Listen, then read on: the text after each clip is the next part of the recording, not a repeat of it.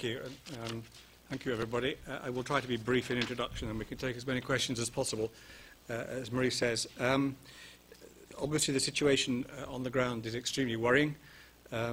You've all seen the pictures of the scale of the disaster, the potential scale of the casualties, and the particular problems about the injured and the medical issues. As we were discussing yesterday, a particular priority is search and rescue, to get people out from under the rubble and save those who can still be saved. Search and rescue teams have arrived, as you know. Others will be arriving, are arriving, despite problems at the airport. So we're doing all we can on that front, and to make sure that the capacity is there as quickly as possible. Another top priority is on the medical front. There's no doubt, as we were saying yesterday again, that the local medical infrastructure is both badly damaged and overwhelmed by the number of injuries. So again, that's a top priority, to get more doctors in there, more medical teams, field hospitals, more medical supplies, to make sure we can tackle that problem. After that, of course, there are the basic issues of water. I think that's going to be a major challenge too. I think that's clear from all we're hearing from the ground. Food and emergency shelter as time goes on. So these are all enormous challenges.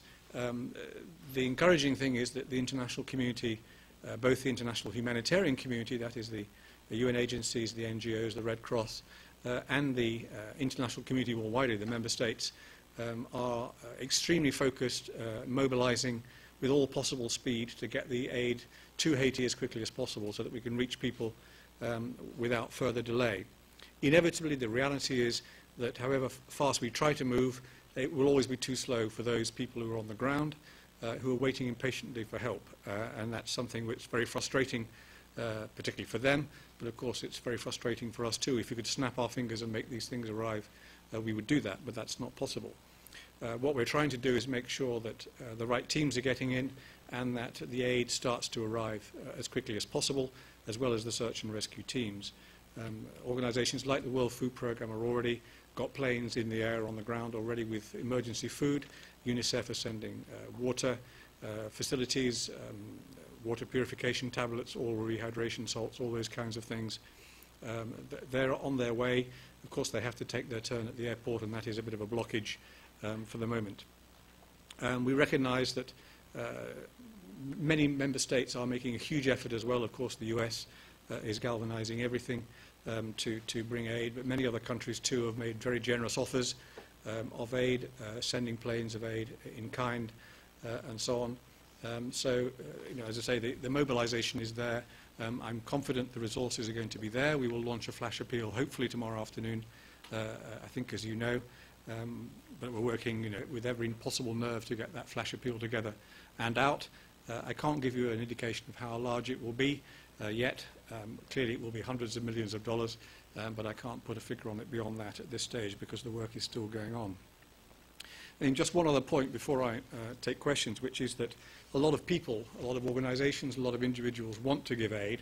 And of course they can do that in lots of different ways, by contributing to UN agencies or by contributing to NGOs, particularly those with capacity on the ground. That's extremely important.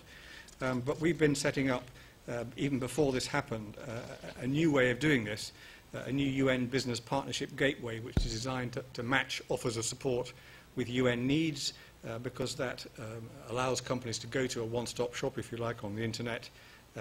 They can tell the UN what they want to contribute, and we can direct them to the right port of call, if you like, within the UN system, which is sometimes hard to navigate, even from the inside, let alone from the outside. So this can be accessed from the UN.org homepage, or if you go to business.un.org, then that can be done too. And that's something which the Global Compact Office have been coordinating to set up this portal. As I say, it's not particularly connected with Haiti itself, but it's available now, and it may help to direct some of the corporate energy. Otherwise, individuals can also, or corporations can donate to the Central Emergency Response Fund via the UN Foundation. And I think there are details available about that as well. So let me stop there and try and respond to your questions.